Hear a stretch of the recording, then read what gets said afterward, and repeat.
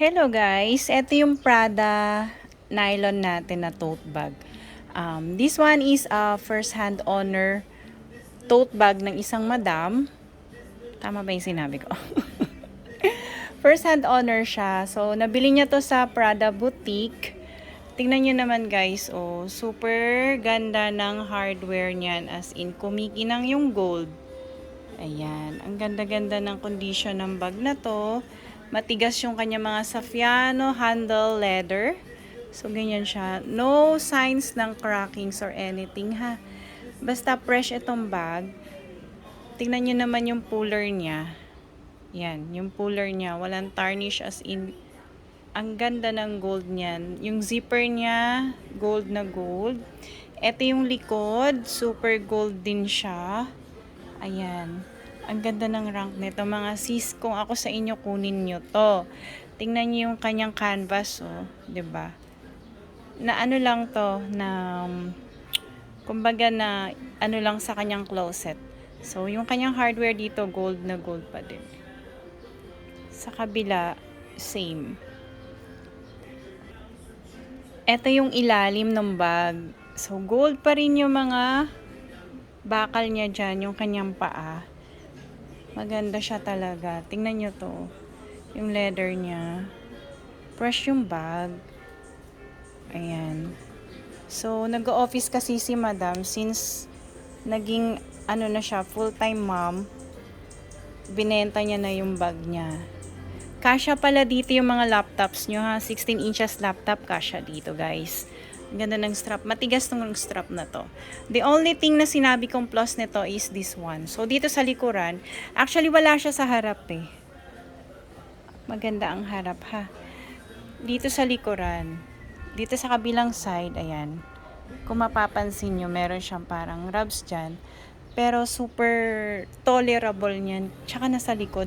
As in, ayaw niya nga magpa-discount dito. Gawa nung, basta maganda yung bag eh. Maganda talaga yung bag. Then may maliliit dyan. Na ano lang siya. Parang na-stock ba.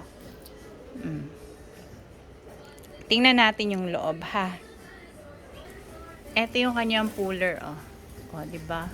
Walang tarnish yan guys. Yung reflection puti, wala yan. Gold na gold yan. Kahit yan, no, sa loob, wala. Walang tarnish yan. Maganda yung mga leather niya. Okay. Oh, ang ganda ng gold. Oh, ang ganda niya. Ayan siya. Ito yung sinasabi kong plus niya, oh. Ayan, maliit lang yan. Ito yung kanyang interior lining. So, ganda rin yan. Gosh, Prada Milano. Oh, walang ka-tarnish to guys ha. Wala yan. Ano lang yan. Parang maliit na bagay. Charan. May packet siya dito. Ni-stock nga lang ito. Ayun yung kanyang tag. White tag. Made in Italy. Tapos may number tag siya dyan na 165. Ayan. Tapos, ayun yung strap niyang kasama. This is the long strap. Ito, hindi niya nagamit ever since, sabi niya sa akin. Kaya nakastock lang siya. Walang, ano to, walang plus na makikita. Ultimo yung mga bakal niya, as in, maganda yung pagkakagold niya. No tarnish. Ayan. Pinakita ko dito sa labas para at least makita ninyo yung condition niya, ha? So, ganyan siya. As in, matigas na matigas po yung kanyang leather. O, ayan. Mas malinaw. Andito tayo sa labas. Gold na gold yan, guys. Walang tarnish yan. Reflection lang ng puti yan. Ang ganda, oh. Ayan. Ganda. Sobrang ganda. So, etong bag mga sis, ang inclusion niya is original dust bag. Then, meron siyang card. Ito po yung name. Tessuto Stampat Baltico. So, ayan po siya. Then, meron siyang paper bag. Kaya lang madumi na yung paper bag. If you want na kunin, bibigay ko pa rin. Tingnan nyo naman ang kinis. Kinis, diba? Dito ko nakinunan sa labas para makita nyo guys. Ang ganda ng rank ng bag na to. So, ayan siya. Ang selling price niya is 28,000.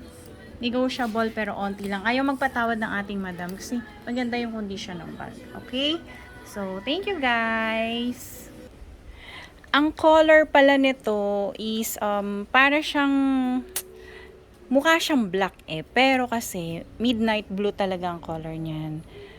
Near to black na yung color niya. Hindi siya madumihin. So, that's it. Ang ganda ng bag, guys. Ayun sinasabi ko sa inyo. Mga maliliit dyan. Yan. The rest, wala.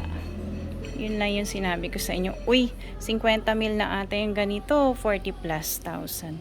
Basta mahal yung mga Prada. Ito maganda kondisyon. Kunin nyo to guys. Perfecto sa mga mommy na marami magdala ng gamit na lightweight ang gustong bag.